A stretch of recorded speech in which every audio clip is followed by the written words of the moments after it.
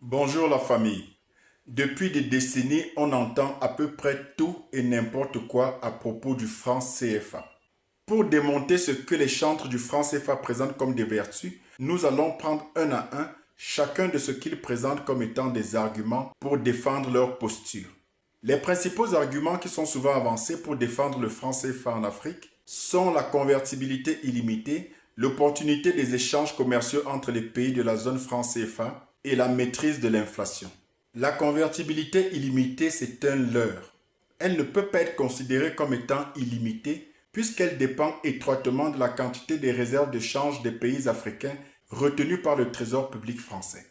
La preuve, c'est que cette convertibilité a toujours arrêté d'être supposément illimitée dès que le volume de ces réserves d'échange, c'est-à-dire le fruit du commerce extérieur des pays africains dépendants de la zone CFA, dès que ces réserves de change ne sont donc plus satisfaisantes pour la France, la convertibilité illimitée ne profite donc en réalité qu'aux multinationales occidentales et notamment françaises, puisqu'elles ont le privilège de pouvoir rapatrier le fruit de leur commerce en Afrique sans aucun risque de change, étant donné que le franc CFA, comme avant avec le franc français, est arrimé en parité fixe avec l'euro.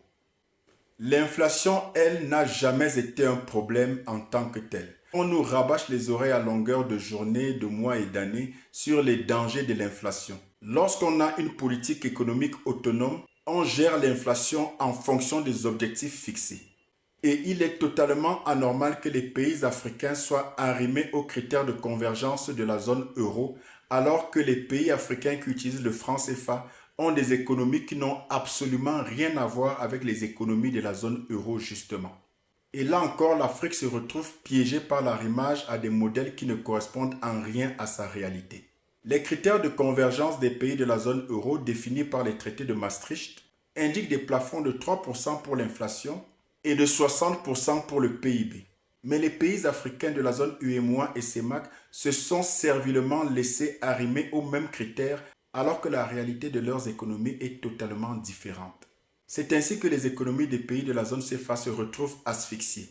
Il faut bien comprendre que l'inflation est indispensable à toute croissance économique. En effet, la production précède la croissance. Et pour produire davantage, il faut évidemment une quantité de monnaie supérieure à la quantité de produits déjà existants. La quantité de monnaie supérieure à la quantité de biens, c'est cela qui s'appelle l'inflation.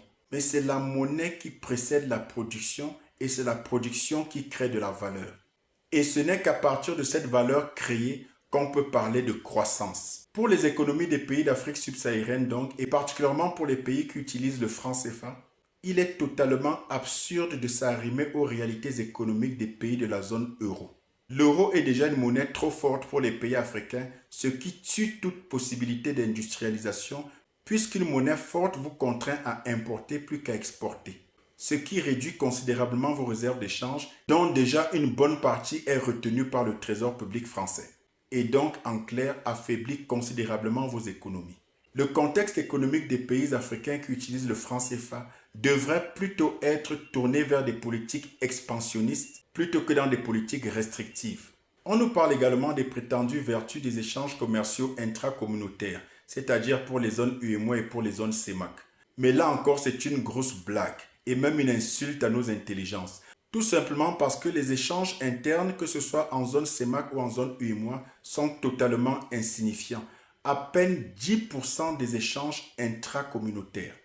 Rappelons quand même que la zone euro a d'abord commencé par l'intégration politique avant de s'engager vers l'intégration monétaire. Et les chiffres sont clairs.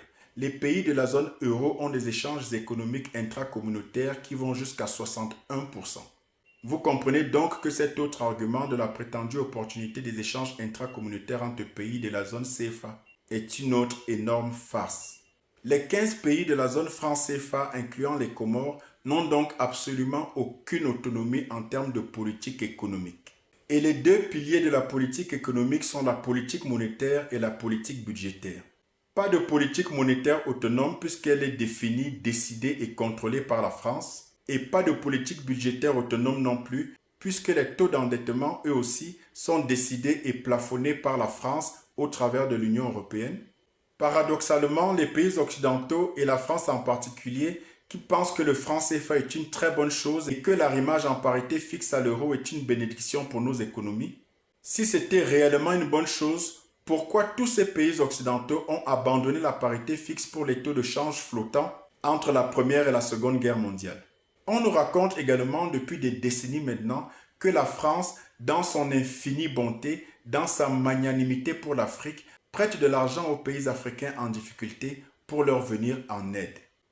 Comme c'est émouvant, n'est-ce pas? Mais laissez-moi vous dire, il s'agit là encore d'un énorme mensonge. Ce qu'il se passe dans la réalité, c'est que la France qui détient abusivement depuis 75 ans maintenant les réserves de change des pays africains de la zone CFA dans les comptes d'opération, il se trouve que certains pays africains sont en excédent et d'autres en déficit. Ce que la France fait quand des pays en déficit sont en difficulté, c'est qu'elle prélève de l'argent sur le compte des pays excédentaires et les donne aux pays déficitaires. Ce n'est donc pas l'argent de la France qui est prêté aux Africains, mais bien l'argent des Africains qui est encore prêté aux Africains. Et la France, figurez-vous, y applique des taux d'intérêt dont elle bénéficie. En somme, si vous entendez encore quelqu'un vous parler d'une quelconque vertu du franc CFA, chassez cette personne très loin de vous. Si c'est une de vos connaissances, demandez-lui de se taire. Si c'est un de vos enseignants, alors faites-lui savoir qu'il ne mérite pas de vous enseigner. Et si c'est un de vos dirigeants, il ne mérite pas de diriger votre pays. Il n'y a que 3 possibilités pour quelqu'un qui défend le franc CFA. Soit cette personne est totalement ignorante, soit cette personne est de mauvaise foi parce qu'elle a des intérêts cachés dans cette histoire du franc CFA, soit elle est frappée de cécité intellectuelle, ou alors elle a tout simplement un retard mental désespérant. Donc, une seule solution pour les pays africains qui ont encore en partage le franc CFA, c'est d'abandonner au plus vite et sans délai cette pseudo-monnaie coloniale. Mais vous avez déjà entendu et vous continuerez encore d'entendre des oiseaux de mauvais augure vous dire que si les dirigeants africains corrompus n'arrivent déjà pas à gérer leurs économies, ce n'est pas une nouvelle monnaie qu'ils pourront gérer. Mais ce raisonnement est absurde et complètement infantile, pour la simple et bonne raison qu'il s'agira de 2 contextes différents.